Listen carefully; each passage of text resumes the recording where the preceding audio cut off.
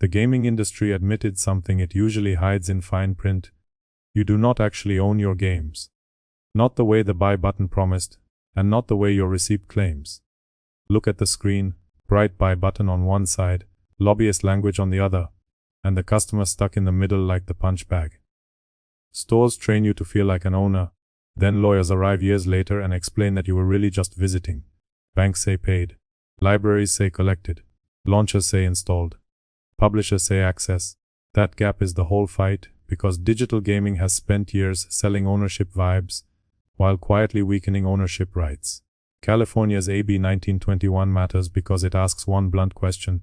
When a paid digital game stops working because company services stop, what does the customer get? Starting with games sold on or after January 1, 2027, operators would need to give 60 days of notice before shutting down services necessary for ordinary play. After notice, companies would have three routes: release a working independent version, patch the game, or refund the full purchase price. Notice how none of those options involves a CEO losing his house. Seriously, that is not revolution. It is basic customer service with paperwork.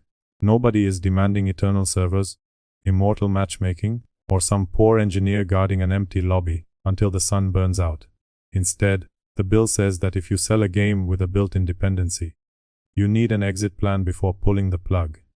You would think a plan this simple would be a win for everyone. Yet, whenever accountability shows up, the industry pulls its favorite ripcord, the innovation card. Games Radar reported that the Entertainment Software Association called the bill fundamentally flawed and pushed back against the premise that consumers own digital games. Translated into normal language, that means, we do not want to be held responsible for the stuff we sell you. Money leaves your account like a purchase. Receipts look like proof. Shelves became libraries.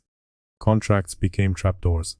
Companies want ownership emotion when selling the game and rental protection when the game dies. Imagine buying a chair, using it for years, then being told you only licensed sitting because the chair company discontinued posture support.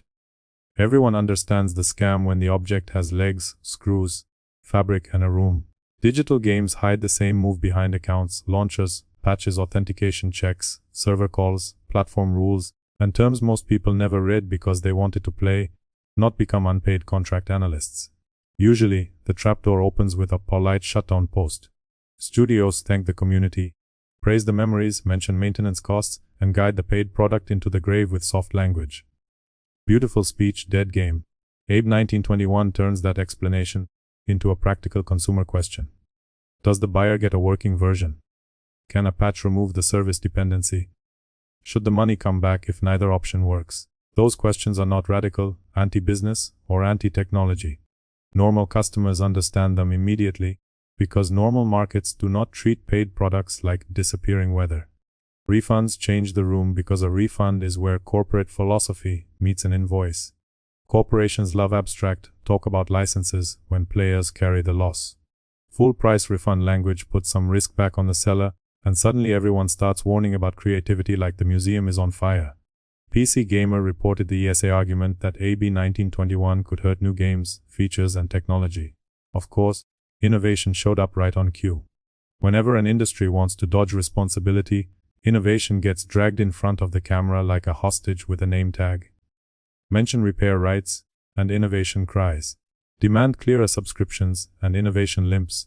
Request a working game after shutdown, and innovation collapses on the sidewalk. Funny how innovation usually means more monetization, more launches, more accounts, more online hooks, more control, and more ways to keep customers dependent. Rarely does innovation mean stronger buyer rights, clearer store language, or an end-of-life plan that respects the people who paid. Practically, the industry argument works best if viewers never read the bill and only hear the horror version. Officially, AB 1921 gives options, not handcuffs. 3 roads sit on the table: independent version, patch, or refund. Neither live service games nor multiplayer games are banned by that structure. Ambitious technology survives.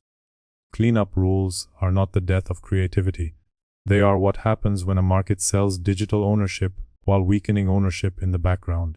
Ubisoft's The Crew is the example that made many players understand the issue fast. Once Ubisoft shut down the servers, the game became unusable, and a paid racing world turned into a perfect case study for this entire debate. Under an AB 1921 style framework, the outcome would at least face real questions instead of ending as a goodbye post. Could an offline version exist? Would a patch keep the core game playable? Otherwise, should players get their money back? Result is the nightmare: pay money, lose access, get nothing. But it does not have to be a mess. Consider Concord, love it or hate it, because it gives the cleaner comparison. When that live service game died quickly, Sony refunded players, and the customer outcome was at least clear. The Crew shows the damage, while Concord shows that shutdowns can have a clean ending when money comes back. People understand a refund way faster than a 50-page legal contract. Dead product plus return money makes more sense than dead product plus memorial blog post. Clarity is what AB 1921 is chasing. Crucially, this is not just California drama wearing sunglasses. Even if you live in Sweden, Britain, Canada, Australia, or anywhere else, big market rules can spill over. Because companies hate running separate systems for separate customers. Businesses do not enjoy building one shutdown plan for California, another for Europe, another for everyone else, and a fourth version for public relations damage control. Sometimes one strong market forces better behavior simply because the alternative becomes chaos. Therefore, viewers outside America still have a reason to care. One state law can pressure better shutdown policies everywhere. Europe already pushed this issue from gamer complaint into political paperwork through the Stop Destroying Video Games initiative. Organizers gathered over 1 million verified statements, met the European Commission in February 2026, had a parliament hearing on April 16, and await a Commission reply by July 27.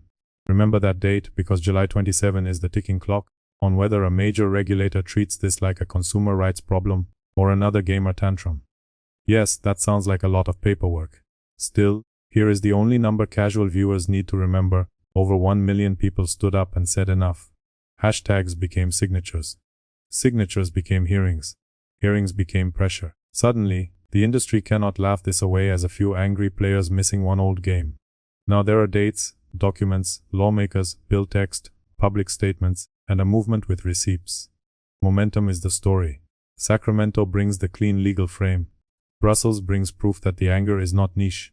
Consumers bring years of broken trust. Together, those pieces make the industry response look defensive, not confident. For the video, do not open with policy language. Open with betrayal. Put a buy button beside the industry quote, then say the quiet part in English: they sold you ownership vibes, and now they want rental rules. Use the Crew to show the nightmare outcome. Then use Concord to show the cleaner outcome.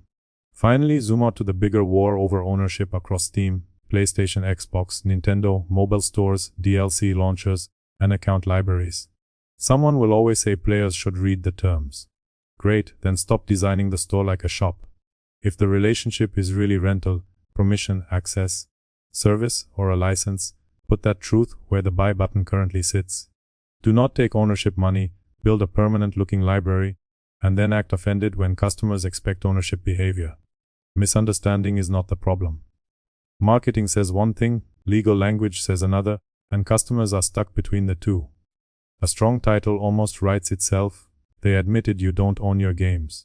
Average viewers will understand that faster than any bill summary, because the emotional core is already sitting in their library. Every digital customer has something to lose here, even people who never touch live service games. As buy gets weaker in gaming, it can get weaker across movies, music, books, apps, tools, software, and anything locked behind an account. Gaming is just loud enough to notice the scam early. Keep the script mean but useful. Sharp framing keeps facts moving without drowning viewers in fog. Facts first. Roast second. Documentation always. Too many commentary videos circle the drama, stack metaphors, perform outrage, and forget to tell viewers what actually happened. This story does not need smoke because the facts already smell bad. Trade groups opposed a bill asking for notice and a working fix or refund when paid games lose necessary services. Similar arguments challenge the idea that consumers own digital games in the way stores taught them to believe. No dragon metaphor is required. Show the quote. Display the bill. Compare the dead game. Include the refund example. Highlight the EU momentum. Only then let the anger earn itself. Brand risk matters here too, because once customers believe buy means maybe, every future storefront promise sounds weaker. Trust breaks quietly, then all at once. Executives should understand this better than anyone. since games survive on relationships, communities, wish lists, DLC plans, and players believing tomorrow will not erase yesterday. Destroy that belief, and even good marketing starts sounding like a lease agreement with fireworks. Audience anger is not random, it is accumulated experience finally finding a clean target. Policy only gave the frustration a shape. Before the ending, give viewers somewhere to put that anger. Ask them which shutdown still annoys them, which digital game they fear losing, and whether buy should legally mean buy. Point them toward the Stop Killing Games initiative and the California bill text if they want to read the paperwork themselves. Encourage comments and visibility, because companies can ignore quiet customers but hate public pressure with receipts. Ultimately, this fight is not about forcing publishers to preserve every game forever. Rather, it is about stopping companies from selling ownership language, killing access later, and blaming customers for believing the store page. Paper receipts speak normal language. Attorneys speak escape language. Customers are finally comparing the two. So, I'm ending the video with the line that makes the whole issue impossible to dodge. If you can kill my game later, stop pretending I bought it today.